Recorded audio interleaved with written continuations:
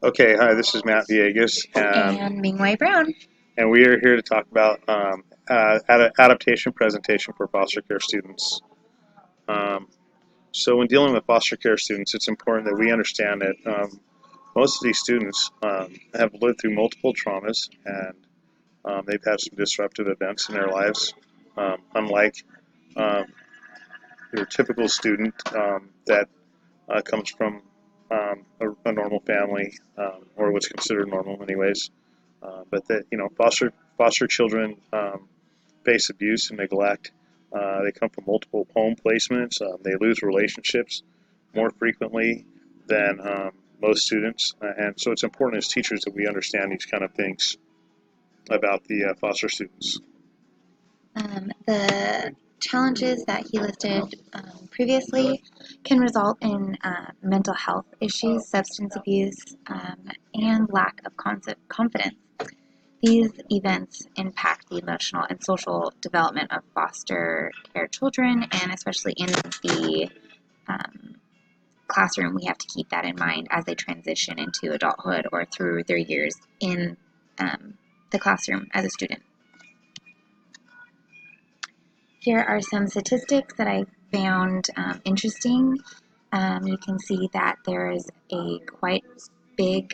a big number of foster kids living in the U.S. And it's close to 50-50 of female and male. And it also shows how long they are in foster care. And that just, to me, seems like there's a lot of movement in their um, more formidable years, and that's something to keep in mind.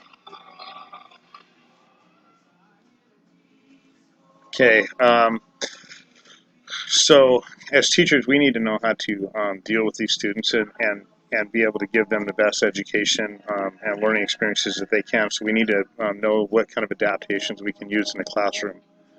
It's important that we understand that these students are going to face social issues um, that are unlike most other students. They're going to be facing the fact that they've changed schools and they have to meet different people and different friends, and there's going to be some trust issues as far as that goes. There's going to be, they might be a little bit alone and feel on their own at times. We have to understand their situation at home. What is their situation at home? It's going to be tough for them to be able to uh, maybe study. Maybe homework isn't a priority in their house. Maybe the parents or their foster parents aren't um, very knowledgeable of the subjects that they may be studying. Stuff like that. We need to understand those kind of things. We need to understand how much they go back and forth with their biological families or birth parents.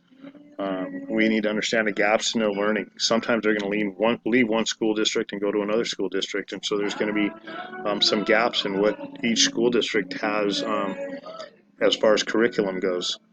Uh, we need to learn how to really be flexible with their homework and due dates. As I stated above, visitation dates with birth parents and biological family members can really weigh heavily on the minds of foster children. A lot of times they become emotional and they have a tough time dealing with it, both leading up to the date that they meet with them and afterwards. So it's important that we're flexible with their homework and due dates and allow them the opportunity to do their work without facing out those pressures. And then it's real important that we develop a positive rapport with the student, keeping in mind possible trust issues.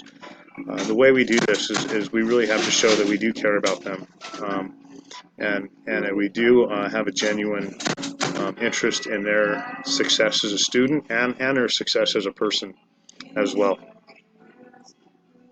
Some things that we could also keep in mind and have in our back pocket is wanting to become an advocate for the students. A lot of students haven't had someone in their life that is fighting for them, as you can see in this slide.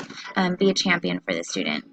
Um, Teacher, counselor, administrator might be the first person who is fighting for them to have a better life and for them to be important. Being a positive role model, of course, and influencing these students that you care is important as well. And you can also provide foster parents and caseworkers with information that they need to help the foster child succeed a little bit more in their educational needs and homework and what they might need help with at home. So that's pretty much That's it. all we got. We have our works cited here. We got some very good sites that we were able to get some great information about.